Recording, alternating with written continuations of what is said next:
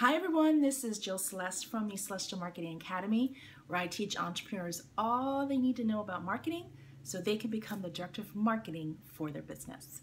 Today, let's talk about your blog and how you can attract more of your ideal clients and readers to your blog, because your blog is such a multi-purpose marketing tool. It's fantastic for search engine optimization.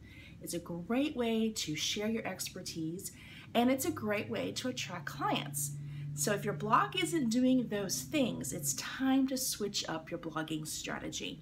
Now, I've been blogging for years and I have tried lots of different tips, and I'm going to share with you in this video 4 things that work for me and for my clients to help them increase their blog readership and really pull in ideal clients to their blog. So the first thing you need to do is you need to make sure your blog posts answer your target audience's questions.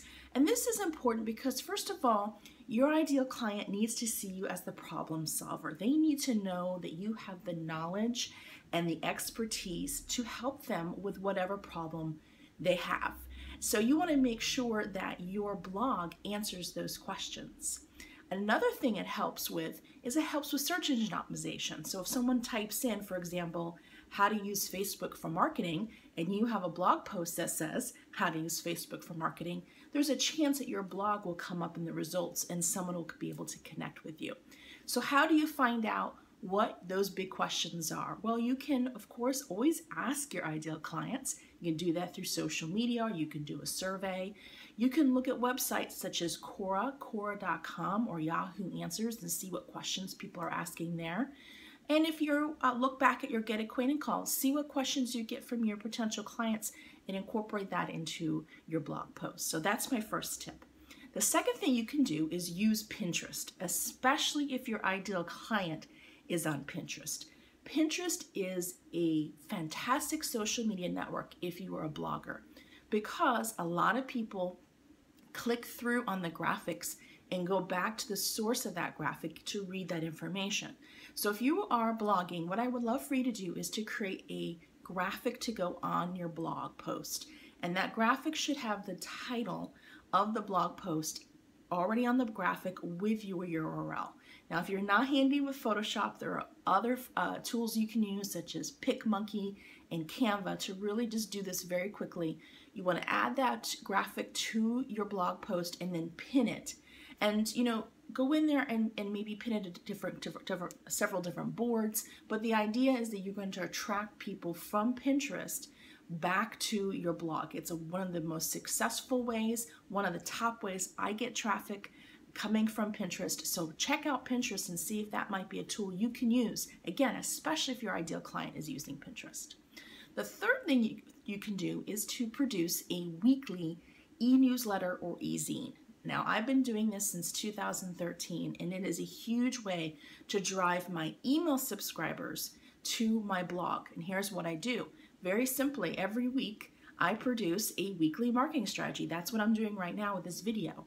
And I post a link to that weekly marketing strategy from my e-newsletter to my blog. The actual blog post is the marketing strategy, but I don't put all the information in my e-zine. I do a teaser, and people click, and it takes them back to my blog, and they finish reading whatever that strategy is. So you could do this as well. You just start producing every week. Make it very simple. You could just do a hello greeting and then a link to that weekly blog post, and you'll start pulling people off your email list onto your blog. And if you're attracting your ideal clients through your email list, which is what I hope you're doing, this is another way to attract then your people to your blogs. The fourth thing you can do is to use Twitter a lot. Now, a lot of entrepreneurs, they'll write their blog post, they'll go post it on Twitter the day it's published, and they don't do anything else with it. Honestly, this is not the best strategy, because Twitter is one of the few places where you can constantly link to and tweet about that blog post. So if you're not doing so already, here's what I do, and you're welcome to follow my model. On the day when I publish my weekly blog post, I go to Twitter and I actually tweet that blog post 4 to 5 times on that first day. I change the tweet message. I don't use the same headline for each thing. I do something a little different. And then every day thereafter, I'm tweeting my blog posts. And I just go in through Hootsuite and I schedule it. And so a blog post could hypothetically get tweeted every day. Depends on, the rotation, so to speak.